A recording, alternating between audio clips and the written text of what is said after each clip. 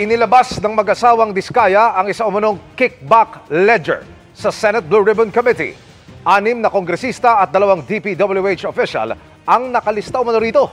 Idinetalye rin kung kailan sila nakatanggap ng pera. Mula sa Senado, nakatutok live si Darlene Kai. Darlene.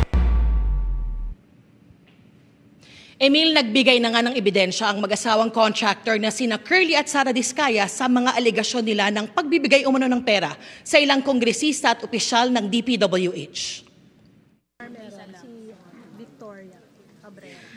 Sa muling pagharap ng mag-asawang Curly at Sara Diskaya sa Senate Blue Ribbon Committee, hinanap sa kanila ang binanggit nila noong ledger ng mga transaksyon umano nila sa ilang politiko. Ang dahilan ni Curly Diskaya kung bakit hindi niya ito dala, nakadetain siya sa Senado at siya lang umano ang nakakaalam kung nasaan ito. Kaya inutusan ng mag-asawa na bumalik sa kanilang bahay para kunin ang naturang ledger. We will excuse you. Sasamahan ka ng Sergeant at Arms para kunin yung ledger and we will wait for you. Pagbalik kinahaponan, bitbit na ng mag-asawang contractor ang ledger na naglalaman umano ng mga impormasyon tungkol sa mga kickback na ibinigay nila sa ilang mambabatas at opisyal ng DPWH kaugnay ng maanumalyang flood control projects. Ang pinangalanan niyang nasa ledger na binigyan umano nila ng pera, 6 na kongresista at 2 DPWH officials. Babanggitin ko na lang po ang mga pangalan po ng nakuha ko lang po. Opo. Ang nandito po ay si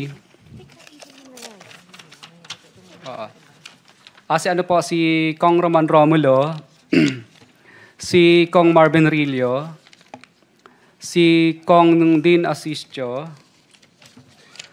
si Kong Patrick Vargas, si Kong Marivic Pilar, si Kong Jojo Ang, si Yusek Terence Calatrava, si Yusek Bernardo. Nagbigay si Curly ng mga petsa ng pagbibigay ng pera at kung sino ang tumanggap ng pera. Pero iilan lang daw ito sa listahan ng mga mambabatas. Your Honor, kapiraso lang po yung nakuha ko dahil mauubos po yung time namin. Baka pagbalik po namin dito ay tapos na po ang hearing. Para makumpleto ang listahan, susulat daw si Lacson kay Senate President Tito Soto para payagan muling pauwiin si Curly para kunin ang iba pang dokumento.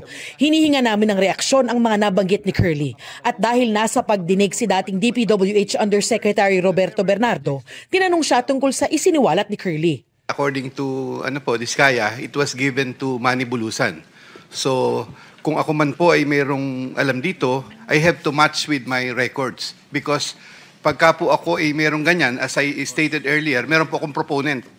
Meron pong project na katumbas yan. So I will have to match that with the projects if really it's true. Sa pagdinig, inungkat ni Curly ang estado ng kagustuhan nilang mag-asawa na mag-apply sa Witness Protection Program. For the past 2 months and a half, we have not heard from Mr. and Mrs. Diskaya. They have not gone back to the department. There has been no coordination made by by the couple, either by their lawyer. The last thing that we heard from them was when they declared that they will no longer be cooperating with the ICI. Since then, we have not had the opportunity to talk to them, so there can be no evaluation that can be done. Kasi nung mga nakaraan po, ilang beses din po kaming bumalik po sa DOJ po. Kaya lang wala pa po pong pinapakita sa amin po na MOA. I think it should be explained to the couple, sir, that there is no such thing as an ex-deal here where they will provide us with documents and then we will immediately, or the Witness Protection Program will immediately give them a memorandum of agreement. In other words, hindi kaliwaan. Hindi po kaliwaan yan. Because precisely, the reason why these affidavits will have to be submitted first is for us to evaluate and determine whether the same is compliant with the requirements of the WPSB law. And second, if it can be corroborated by other pieces of evidence. A simple statement telling us or naming 100 names will not make any difference unless the same can be substantiated. And thus far, we have not seen any, and therefore there can be no evaluation. Punto ni Senador Rodante Marcoleta, iginigit daw kasi ng Justice Department ang kondisyon na restitution o pagsosoli ng mga Diskaya sa pondo ng bayan bago sila maging state witnesses. There is no reason to burden these people for another requisite which is not even in the law. So kung qualified sila, i-process natin. Kung ang gagustuhan po ng Diskaya couple is makonsider sila o mo-process sila, let's take away the aspect of restitution. But they have to comply first with the requirements, which is the submission of the affidavits. Pero paglilinaw ni Fadolyon, ang isang witness daw na mapapasailalim sa WPP ay kailangang pumirma ng Memorandum of Agreement kung saan kondisyon ng restitution o pagsusoli ng pera. Samantala, no-show sa pagdinig ng Senado si dating House Speaker Martin Romualdez at 13 pang incumbent congressman na napangalanan sa pagdinig.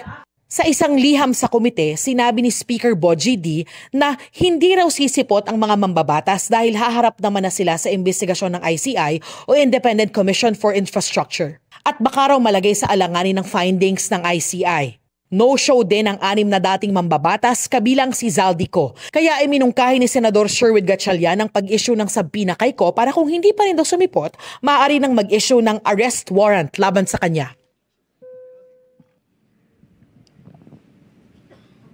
Emil, sabi ni Senator Ping Lacson, susuriin nilang mabuti itong ledger na ipinasa ng mag-asawang Diskaya. 4:40 p.m. natapos ang hearing ng Senate Blue Ribbon Committee at wala pang petsa ang susunod na pagdinig.